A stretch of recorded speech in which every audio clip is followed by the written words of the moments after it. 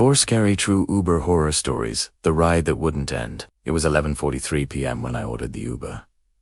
I'd just finished a late shift at work and didn't feel like taking the subway that night. The app said the driver's name was Mason, a white Toyota Corolla. 4.9 stars, nothing unusual. He arrived fast. Too fast. Barely 2 minutes. The car was idling under the streetlight.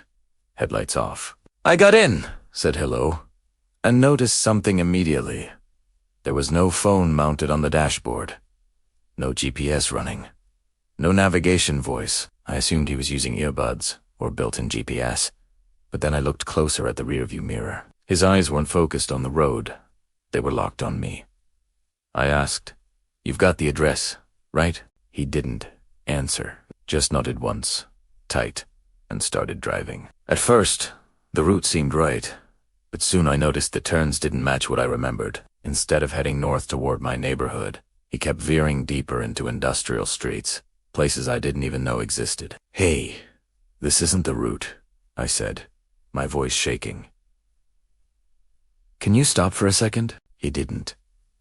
His hands were white-knuckled on the steering wheel. I reached for my phone, but before I could tap anything, he said quietly, almost to himself, "Can't stop yet. They told me I have to finish the ride." The way he said they chilled me. I asked who he was talking about, but he just started whispering under his breath. Something rhythmic.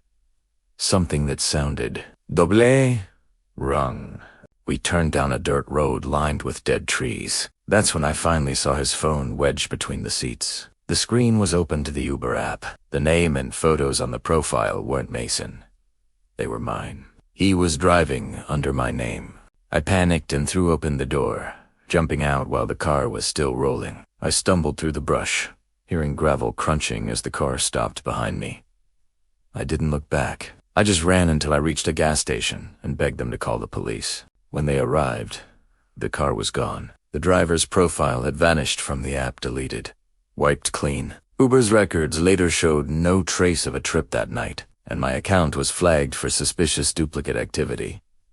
But the next morning, I got a push notification from the app. "Thanks for riding with Mason. Hope you got home safe." The passenger who wasn't there. I drove for Uber during the summer of 2019 to make some extra money. One night, around 2 a.m., I got a ping to pick up a passenger named Elena from a small neighborhood outside town. The street was dark, just a single row of dim lamps and old houses. When I pulled up, she was standing by the curb, pale, thin, wearing a long blue dress that looked out of place for summer. She smiled politely and got in the back seat without saying a word. I asked for her destination. She didn't answer, just tapped her phone screen once. The address loaded automatically.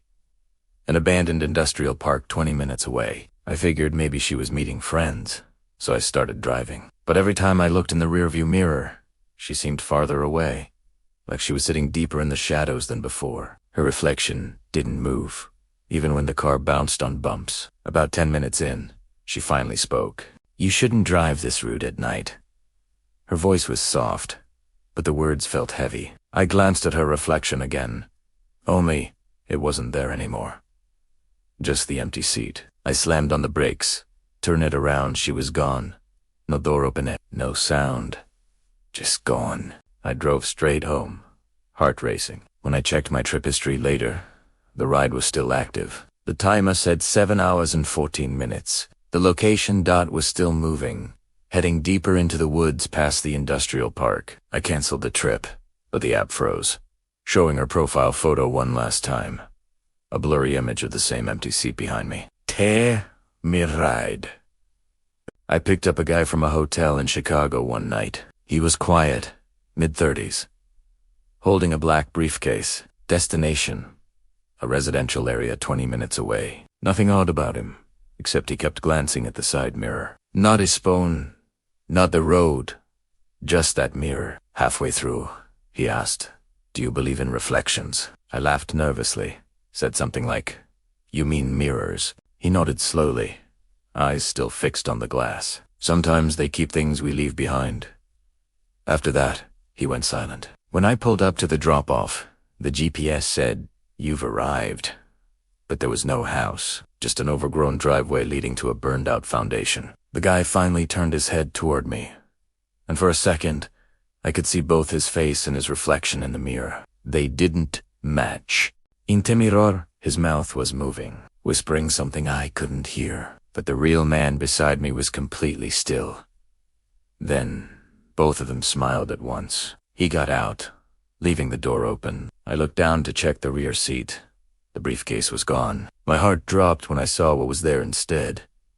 A small square mirror, cracked diagonally across, with my reflection staring back a second late. The next day, I got an email from Uber's support team. Please confirm completion of trip number 7911. Passenger, marked as still in vehicle.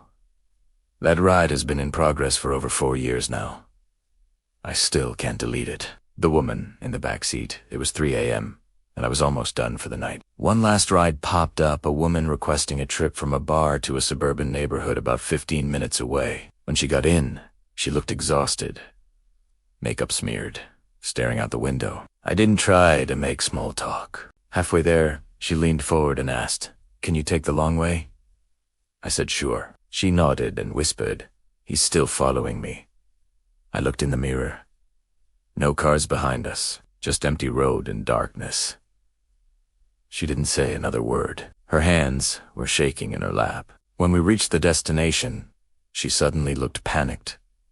"Wait," she said, "this isn't right." The house was completely dark. No lights, no mailbox, nothing. The app showed the address as correct, but the road dead-ended into a patch of overgrown weeds. She turned to look behind us, eyes wide.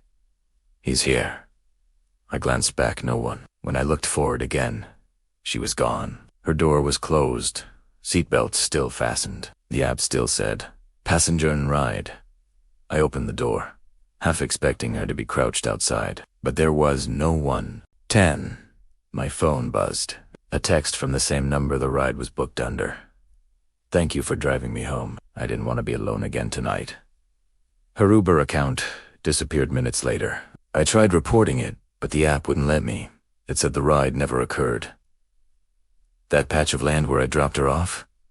I later found out it used to be a house. It burned down in 2016. The woman who lived there died inside her car, parked right where I stopped. Every year, around the 4th of July, I get another ride request from her name.